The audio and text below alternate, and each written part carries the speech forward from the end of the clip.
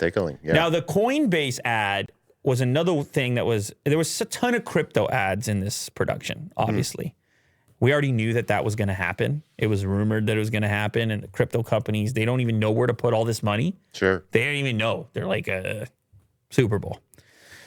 And the Coinbase ad was, it was like the hottest thing on Twitter as far as I could tell, because it had a totally different approach from all the other stuff. Yes. It was just this QR code, right? Yeah, no high production here. No. It was the iconic DVD player. Yeah. Was it Screensaver? Pretty much. Yeah. It would just bounce around the icon, and then it would change colors. And they used that as a DVD code. Or wait, a QR code instead of a DVD symbol. I'm like, whoa, what is this new age?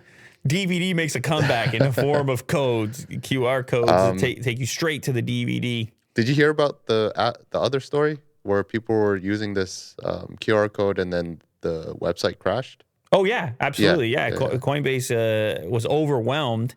It's a fun thing to do. It obviously is also playing on the nostalgia thing, because it's the same. Nostalgia was just such a huge player here, because now you get the DVD thing, and you had Silverado.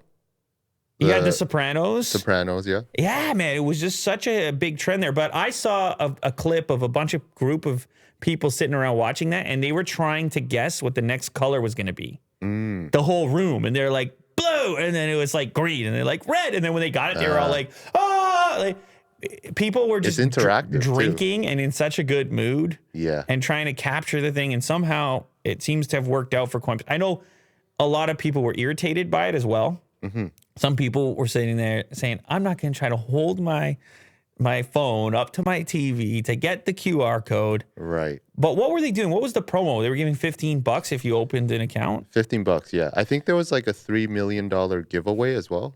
Like a selected winner. Anyone who joins gets $15. And that's, I guess, all it took. And a nice QR code and DVD nostalgia. And you shut down Twitter for a little bit and you break your site. You got to think they were ready for it. Which also you start to realize that if they were ready for it and they still crashed, like how much traffic a Super Bowl ad can get you. Yeah. Get you a little bit of traffic. Yeah. Tell you that right now.